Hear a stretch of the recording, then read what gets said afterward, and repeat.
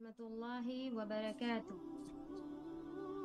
نحمده ونصلي على رسوله الكريم، أما بعد، فأعوذ بالله من الشيطان الرجيم. بسم الله الرحمن الرحيم. رب اشرح لي صدري ويسر لي أمري واحلل عقدة من لساني يفقه قولي. آمين. معزز سامعین و سامعات، آج کے اس ہفتہ واری انجمن میں میرا عنوان ہے گالی ایک خطرناک گناہ۔ آج ہر جانب گالی گلوچ کا بازار گرم ہے۔ چھوٹا بڑے کو اور بڑا چھوٹے کو گالیاں دے رہا ہے، اور بے غیرتی کی انتہا ہے کہ گالی دیتے وقت ماں بہن کو زیادہ نشانہ بنایا جاتا ہے، اور گالی سننے والے بھی مسکراتے ہیں، ہنسی خوشی گالیاں قبول کر لیتے ہیں کہ چلو میرے دوست ہی نے تو گالی دی ہے۔ گویا لوگوں کو گالی دینے اور سننے کی عادت ہو چکی ہے اور احساس گناہ ختم ہو چکا ہے، حالانکہ کسی بھی حالت میں کسی کو گالی دینا خطرناک گناہ ہے۔ آئیے میری پیاری بہنیں، حدیث کے حوالے سے ہم دیکھتے ہیں۔ فقال النبی صلی اللہ علیہ وسلم سباب المسلم فسوق، رواہ البخاری، حدیث نمبر 6044۔ اب سب سے پہلی چیز ہم یہ سمجھنے کی کوشش کرتے ہیں کہ گالی کسے کہتے ہیں۔ اردو لغت کے مطابق گالی فحش گوئی، بد زبانی، گندی اور بیہودہ بات کو کہتے ہیں۔ اسی طرح عیب جوئی، الزام تراشی اور لعن طعن وغیرہ یہ سب گالی کے مفہوم میں شامل ہے۔ آئیے دیکھتے ہیں کہ مذہب اسلام نے گالی دینے کے بارے میں کیا کہا ہے۔ جو حدیث میں نے ابھی آپ کے سامنے تھوڑی دیر پہلے پڑھی ہے، سباب المسلم فسوق، یعنی کہ اللہ کے نبی صلی اللہ علیہ وسلم نے فرمایا سباب المسلم، مسلمان کو گالی دینا، فسوق، فسق یعنی گناہ ہے۔ حدیث کے الفاظ پہ غور کرنے کی ضرورت ہے، یعنی کہ اس حدیث کا مطلب یہ ہے کہ مسلمان کا گالی دینا، جملے پہ غور کیجیے، یعنی کہ مسلمان کا گالی دینا یا مسلمان کو گالی دینا۔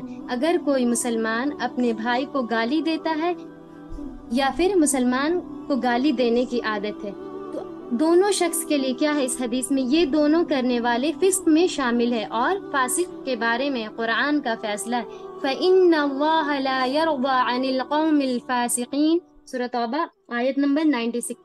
بلا شبہ اللہ سبحانہ وتعالیٰ فاسق لوگوں سے راضی نہیں ہوتا۔ اللہ اکبر، ہمیں سوچنے کی ضرورت ہے، اس بات کی ضرورت ہے کہ آج کل ہم معاشرے میں دیکھتے ہیں کہ یہ عام ہو چکا، اور اس موضوع پہ بات کرنے کی اس لیے بھی ضرورت ہے کیونکہ دیکھا جاتا ہے بہت سارے گھروں میں اگر کچھ ہو جاتا ہے، بحث مباحثہ ہوا، تو لوگ کیا کرتے ہیں، گالی پر اتر آتے ہیں، اور زیادہ تر کیا کرتے ہیں، ماں بہن کو نشانہ بناتے ہیں۔ اور اس میں زیادہ تر جو یہ ماں بہن کی گالیاں دیتے ہیں، اس میں جو شامل ہے مردوں کی بہت زیادہ تعداد ہے، وہ اس طرح کرتے ہیں، اور عورتیں بھی اس میں آگے ہیں، پیچھے نہیں ہیں۔ تو لہٰذا ہمیں ضرورت اس بات کی ہے کہ ہم اس چیز سے بچیں۔ فَهَلْ يُهْلَكُ إِلَّا الْقَوْمُ الْفَاسِقُونَ، سورۃ الاحقاف کی آیت ہے، آیت نمبر 35۔ بس فاسق لوگوں کے علاوہ کوئی ہلاک نہ کیا جائے گا۔ اللہ سبحانہ وتعالیٰ اس آیت میں صاف صاف کہہ رہے ہیں کہ جو فاسق ہے، یعنی گالی دینے والے فاسق ہوتے ہیں، اسے کیا کریں گے، اللہ ہلاک کر دیں گے، اسے برباد کر دیں گے۔ معزز سامعات، قرآن و حدیث کی روشنی میں جائزہ لے سکتے ہیں کہ آج معاشرے میں کتنے لوگ فاسق ہیں، اور ہمیں اور آپ کو جائزہ لینے کی ضرورت ہے۔ ہم بھی اپنا جائزہ لیں اور آپ بھی اپنا جائزہ لیں، کیا ہم بھی اس میں شامل ہیں؟ اور اگر شامل ہیں تو اس سے بچنے کی کوشش کریں، اور اپنے آپ کو وہ کیا کرتے ہیں، خود وہ ہلاک کر رہے ہیں۔ لیجئے ایک اور حدیث سنیے اور غور کیجئے۔ اللہ کے نبی صلی اللہ علیہ وسلم فرماتے ہیں اہل النار خمسۃ، یعنی کہ جہنمی 5 ہیں، اہل النار خمسۃ، جہنمی 5 ہیں، ان میں سے ایک الشنزیر الفحاش، یعنی کہ گالیاں بکنے والا، فحش کہنے والا۔ یہ صحیح مسلم کی حدیث ہے، حدیث نمبر 2865۔ سنا آپ نے، اللہ کے نبی صلی اللہ علیہ وسلم نے اس حدیث میں گالی دینے والے کو جہنمی قرار دیا۔ اللہ اکبر، ہمیں ڈرنے کی ضرورت ہے۔ جہنم یعنی کہ جہنمی قرار دیا، اور اللہ کا عذاب کتنا سخت ہے یہ ہمیں معلوم ہے۔ گویا گالی دینے سے آخرت تباہ و برباد ہو جاتی اور گالی دینے والے کی دنیا میں بھی عزت نہیں رہتی. یہ ہم اور آپ اچھی طرح سے جانتے ہیں کہ اسے کوئی بھی اچھی نگاہ سے نہیں دیکھتا. آئیے اب ایک واقعہ سنیے اور عبرت حاصل کیجیے. ایک شخص حضرت ابو بکر صدیق رضی اللہ عنہ کو گالی دے رہا تھا. نبی صلی اللہ علیہ وسلم وہاں بیٹھے ہوئے تھے. آپ تعجب کرتے رہے اور مسکراتے رہے. جب اس نے زیادہ ہی برا بھلا کہا تو ابو بکر رضی اللہ عنہ نے اس کی کسی بات کا جواب دے دیا. پھر کیا ہوا؟ جب انہوں نے جواب دیا، نبی صلی اللہ علیہ وسلم غصہ ہو گئے اور وہاں سے اٹھ کھڑے ہوئے.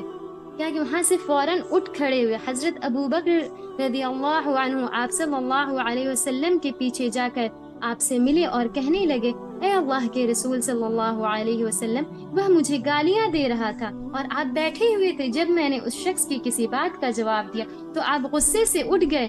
رسول اللہ صلی اللہ علیہ وسلم نے فرمایا، بات یہ ہے کہ تمہارے ساتھ ایک فرشتہ تھا جو تمہاری طرف سے جواب دے رہا تھا، اور جب تم نے اس کی کسی بات کا جواب دے دیا تو شیطان آ گیا، اور جہاں شیطان آ جائے میں وہاں نہیں بیٹھ سکتا.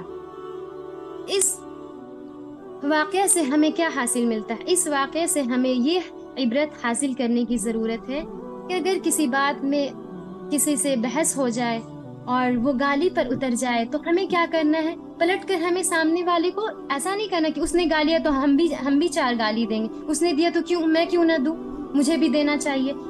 ہمیں ایسا بالکل نہیں کرنا ہے. ہمیں کیا کرنا ہے؟ یہ مسند احمد کی روایت تھی جو میں نے واقعہ آپ سب کے سامنے پیش کیا. اس واقعے سے ہمیں یہ عبرت حاصل کرنی ہے کہ اگر کسی سے گفتگو ہو جائے اور گالی گلوچ پر اتر آئے وہ، تو ایسی صورت میں اس گالی کا جواب گالی میں نہیں دینا چاہیے، بلکہ کیا کرنا چاہیے؟ ہمیں خاموشی اختیار کر لینی چاہیے. کیونکہ معاشرے میں دیکھا جاتا ہے کہ اکثر اختلاف اور لڑائی جھگڑے کا آغاز گالی سے ہوتا ہے. یہ دیکھا جاتا ہے، یہ ہم اور آپ دیکھتے ہیں، اور بہت زیادہ یہ ہماری سوسائٹی میں بہت ہی زیادہ ہے. اس میں لوگ بہت ہی ملوث ہیں. آئیے ایک عربی کا شعر ہے، کسی شاعر نے خوب کہا ہے، گولی کا زخم بھر جاتا ہے، گولی کا زخم بھر جاتا ہے، مگر گالی کا زخم کبھی نہیں بھرتا.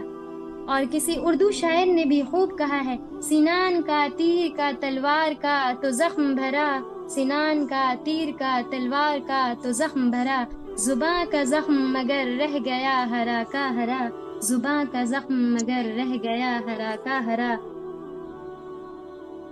مذہب اسلام نے ہمیں گالی دینے سے سختی سے روک دیا.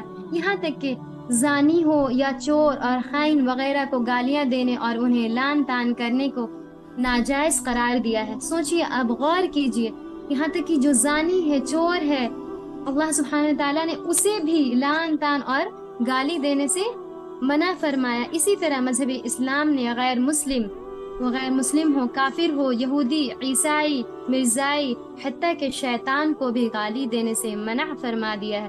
آپ یہ بھی دیکھیں گے بہت لوگ ایسے ہوتے ہیں کہ اگر کافر ہے تو اسے گالی دے دیا، یا شیطان کو گالی دیتے ہیں لعن طعن، یا چور ہے تو اسے بھی نہیں چھوڑتے، بولتے یہ. اور ہم اور آپ یہ دیکھتے ہیں معاشرے میں ہوتا ہے، سب کی نظروں کے سامنے یہ ہے، اس سے یہ چھپا ہوا نہیں ہے. تو کیا کہا ہے اللہ سبحانہ تعالیٰ؟ اس سے بھی منع فرمایا. سوچیے، یہ سوچنے کا مقام ہے. ہمیں اور آپ کو غور و فکر کرنے کی ضرورت ہے. ایسے ہی جانوروں اور بے جان چیزیں، مثلا سائیکل، موٹر سائیکل ہو، کار اور موبائل وغیرہ بھی اگر خراب ہو جائیں تو لوگ کہتے ہیں، بہت زیادہ کہنے کی عادت ہوتی ہے، ایک لفظ کو ہے گالی وہ ادا کرتے ہیں. تو لہٰذا ہمیں اس سے بھی بچنے کی ضرورت. تو انہیں گالی دینے سے روک دیا گیا، کیونکہ گالی دینا ایک خطرناک گناہ ہے، اور گالی دینا منافق و فاسق کا کام ہے، ایک مسلمان کی شان نہیں ہے. ہاں، اگر بحیثیت مجبوری یا غصہ گالی دینے کی نوبت آ بھی جائے تو آپ کو کیا کرنا ہے؟ اعوذ باللہ من الشیطان الرجیم پڑھ لینا چاہیے. تو یہ تقریر سے، یہ جو میں نے تقریر آپ سب کے سامنے پیش کی ہے، اس کا مطلب یہی ہے کہ ہم اور آپ یہاں سے جائیں تو یہ سیکھ کر اور یہ عہد کر کے جائیں کہ اگر سامنے والا کوئی آپ کے آمنے سامنے ہو، دوست احباب ہو، رشتہ دار ہو، تو ہمیں کیا کرنا ہے؟ انہیں روکنے کی کوشش کرنا، انہیں یہ بات بتانی ہے، اس حدیث کے ذریعے سے سمجھانی ہے، کیونکہ بے شک اللہ ہدایت دینے والا ہے، اس کی ذات ہدایت دینے والی ہے، لیکن ہم ذریعہ بن سکتے ہیں. تو ہمیں یہ سیکھ کر جانا، صرف سن کر اسے ختم نہیں کرنا ہے. اللہ سبحانہ و تعالیٰ سے دعا ہے آخر میں کہ اللہ ہمیں گالی دینے سے بچائے اور ہر حال میں اپنی زبان کی حفاظت کرنے کی توفیق دے. آمین. وآخر دعوانا ان الحمد للہ رب العالمین. السلام علیکم ورحمۃ اللہ وبرکاتہ.